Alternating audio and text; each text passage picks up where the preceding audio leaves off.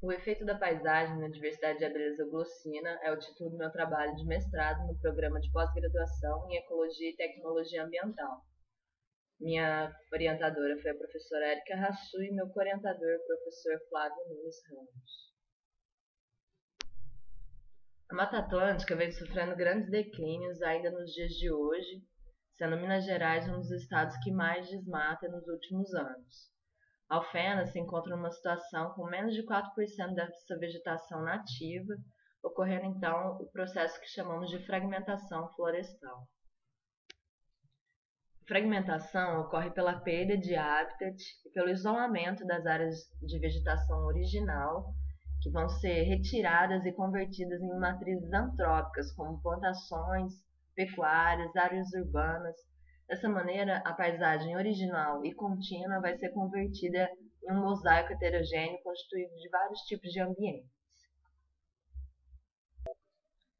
Para entender então como a fragmentação e essa perda de hábitat relaciona-se com a resposta da biodiversidade, nós temos a teoria dos limiares, na qual prediz que essa é uma relação não linear, apresentando então um ponto crítico, a partir do qual a resposta da biodiversidade, da população, das espécies, vai ser tão brusca que vai cair rapidamente, podendo levar então essa população à extinção.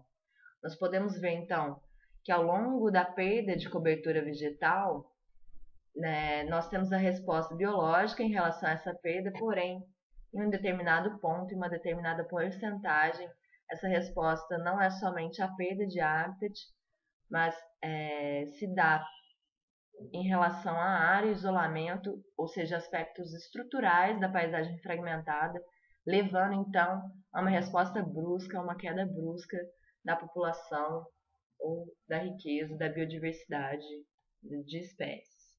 Nós podemos verificar então que a heterogeneidade da paisagem como um todo vai gerar respostas na biodiversidade.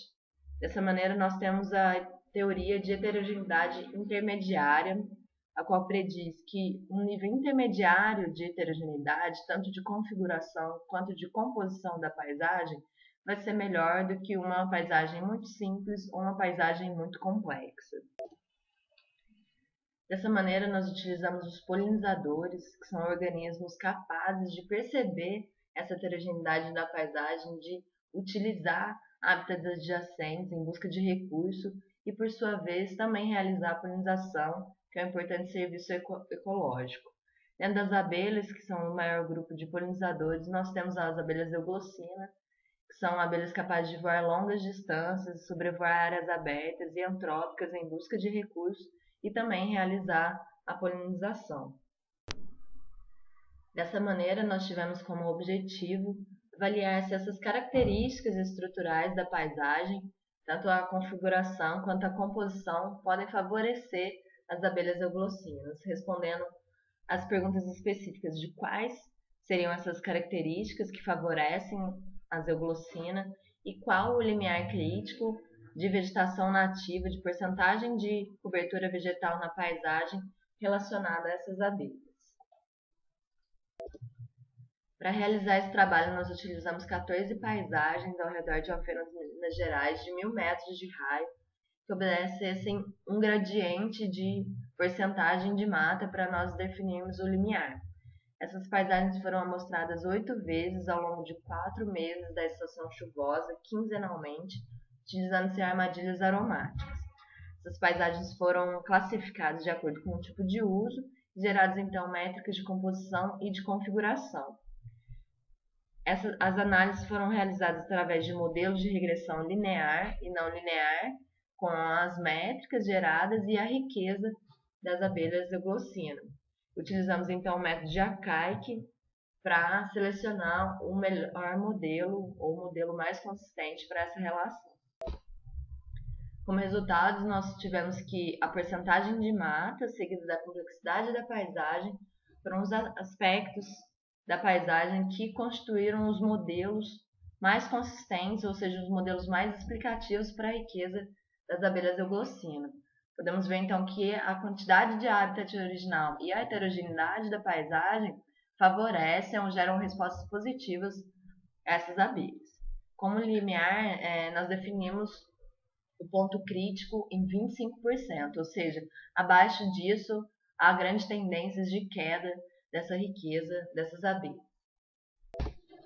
Concluímos então que essas paisagens agrícolas heterogêneas podem favorecer as abelhas de maneira que se atente tanto à quantidade de habitat original, estando bem acima dos 25%, né, considerando que esse limiar crítico é um ponto de ameaça, um ponto crítico, deve-se então ter uma área superior a essa porcentagem, e certa heterogeneidade, tanto da composição quanto da configuração da paisagem, já que isso representa recursos complementares que vão estar além dos existentes nos habitats originais, favorecendo a nidificação e mesmo a alimentação dessas abelhas e dessa forma favorecendo a dispersão, a movimentação das abelhas ao longo dessa paisagem e que por sua vez vão estar realizando a polinização, podendo dessa maneira favorecer também o produtor rural.